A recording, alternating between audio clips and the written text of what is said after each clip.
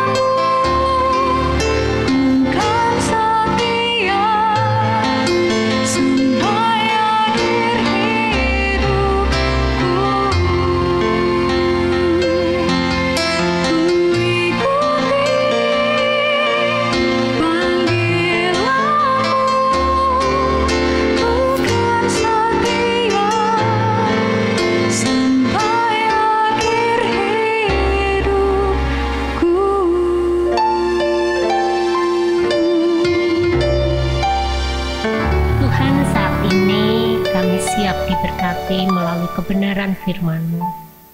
Kami serahkan waktu ini sepenuhnya ke dalam kuasa-Mu Tuhan, berkaryalah atas kami. Dalam nama-Mu Tuhan Yesus kami berdoa. Amin. Shalom Bapak Ibu yang terkasih dalam Tuhan. Perenungan kita hari ini dengan judul Sukacita di Tengah Pekerjaan. Didasari dari firman Tuhan Kejadian 39 ayat yang kedua. Tetapi Tuhan menyertai Yusuf sehingga ia menjadi seorang yang selalu berhasil dalam pekerjaannya. Adakah sukacita dalam kita melayani? Adakah sukacita di dalam kita melakukan pekerjaan? Ketika situasi pekerjaan kita nyaman, gaji yang besar, mungkin dengan mudah kita bisa menjawab ada. Tetapi bagaimana ketika keadaan pekerjaan saudara dalam situasi yang sebaliknya? Misalnya sedang ada kendala, ada masalah, tugas menumpuk, tuntutan tugas yang tidak mudah, bahkan lingkungan sekitar yang tidak mendukung dan tidak menghargai dari hasil pekerjaan kita. Masihkah kita bisa bersukacita dalam pekerjaan kita? Diharapkan masih. Nah, mari kita akan bersama melihat keteladanan dari seorang tokoh Alkitab dari Perjanjian Lama, yaitu Yusuf. Di dalam Kejadian dikisahkan bagaimana Yusuf pada waktu itu dia dalam situasi yang sulit. Dia tidak disukai saudara-saudaranya. Keberadaannya tidak diharapkan, bahkan dia disingkirkan, dibuang, dimasukkan dalam perigi atau sumur. Nyawanya pun tidak diharapkan bagi saudaranya. Saudaranya mengharapkan kematian bagi dia. Dan pada akhirnya dia pun tidak dianggap. Dia dijual sebagai budak. Pada waktu itu golongan budak adalah golongan yang terendah. Saat ini pun juga demikian. Seorang budak tidak memiliki harga diri, bahkan atas hidupnya sendiri. Hal itu sebenarnya bertolak belakang dengan situasi yang sebelumnya. 180 derajat perbedaannya. Di mana dahulunya Yusuf itu sangat dikasihi ayahnya, bahkan dia dimanjakan. Kehidupan yang nyaman, kehidupan yang terjamin, yang enak. Bahkan dia berada di rumah ketika saudaranya menggembalakan ternak.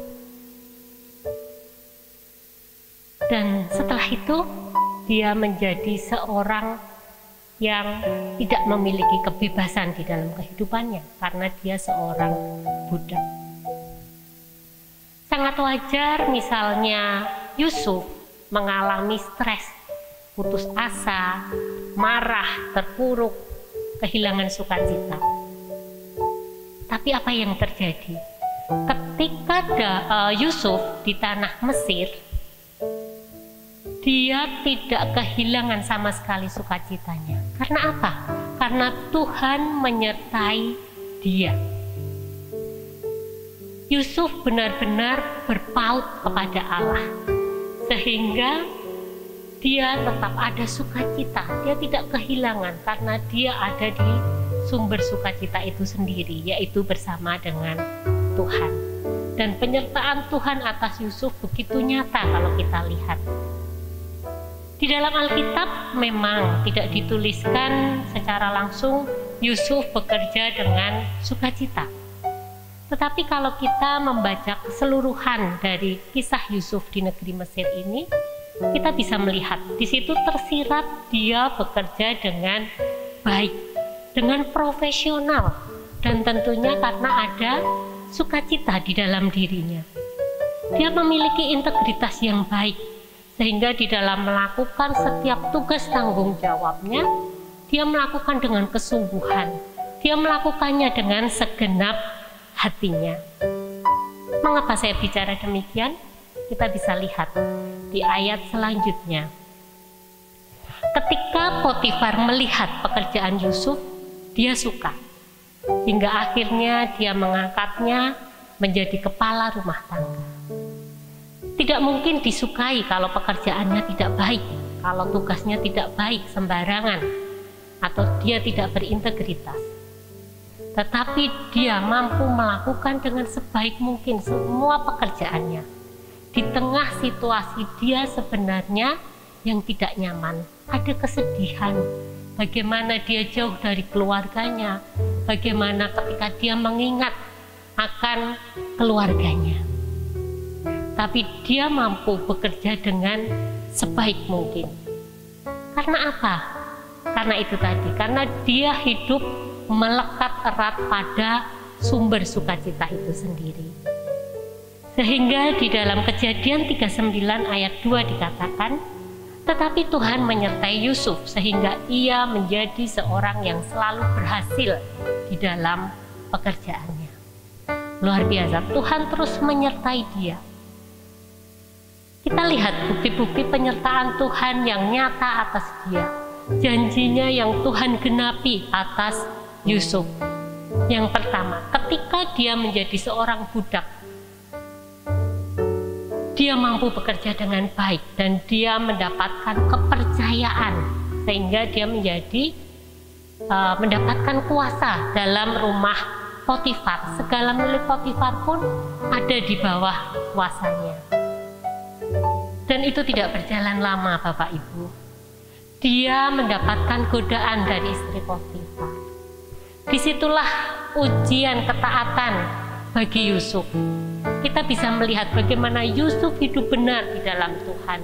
Bagaimana Yusuf benar-benar hidup seturut dengan Tuhan. Mungkin godaan itu bagi banyak orang godaan yang menyenangkan gitu ya. Dosa yang menyenangkan. Tetapi bagi Yusuf dosa tetaplah dosa. Sehingga dia menjauhi godaan itu dan akhirnya dia difitnah dan dimasukkan dalam penjara. Dia kembali mengalami satu penderitaan. Dia menjadi seorang tahanan. Sekali lagi di sini, Yusuf tidak mengalami tekanan. Dia tidak terpuruk. Dia tetap kuat. Karena apa? Karena tetap ada sukacita di dalam dirinya. Sukacita ilahi yang tidak ditentukan oleh lingkungan sekitarnya, tetapi sukacita yang benar-benar Tuhan sudah limpahkan di dalam Yusuf. Dan karena adanya sukacita itu, dia mampu melakukan apa yang menjadi tugas tanggung jawabnya sebagai seorang tahanan yang baik, sehingga dia pun mendapat kepercayaan dari kepala penjara itu. Dia dipercayakan atas tugas-tugas penting. Dia dipercayakan atas seluruh tahanan. Kalau kita lihat di dalam Kejadian 39 ayat 22. Dan penyertaan Tuhan terus berlanjut atasnya. Dia lolos di dalam ujian itu. Dan Tuhan kembali sertai di dalam Kejadian 41 ayat 40-41, di situ dia dilantik. Di situ dia menjadi penguasa kedua atas seluruh tanah Mesir. Luar biasa bagaimana kisah Yusuf ini. Bagaimana ketaatannya, bagaimana integritasnya, bagaimana sukacita yang ada di dalam dirinya yang mempengaruhi seluruh aspek kehidupan dari Yusuf. Bapak Ibu Saudara, ketika kita hidup di dalam Tuhan, kita tidak akan pernah kehilangan sukacita itu, walau dalam keadaan yang sulit. Karena apa? Karena Allah sumber sukacita senantiasa melimpahkan sukacita dan memberikan penghiburan, kekuatan, kemampuan atas kita semua. Mari melakukan pekerjaan dengan sebaik mungkin seperti Yusuf. Pekerjaan yang dilakukan dengan sukacita akan membawa dampak yang besar, baik itu atas kita sendiri juga lingkungan sekitar. Karena sukacita itu tidak bisa tersimpan, tertutupi. Sukacita itu pasti akan terpancar keluar. Sukacita itu akan menghasilkan, membawa dampak yang besar, menjadi berkat bagi lingkungan sekitar. Keteladanan Yusuf hari ini, mari kita belajar. Apapun yang menjadi job desk kita, mari lakukan dengan sukacita, dengan segenap hati kita, penuh tanggung jawab, dan melakukannya seperti untuk Tuhan. Ingat, Tuhan kita adalah Allah sendiri. Tuhan yang menjadi Tuhan di dalam pekerjaan kita.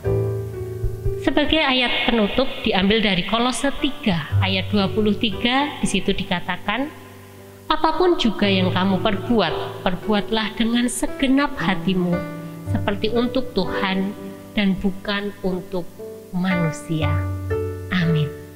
Mari kita bersatu dalam doa. Tuhan, sungguh kami mengucap syukur Tuhan, kami boleh mendapatkan anugerah sukacita itu.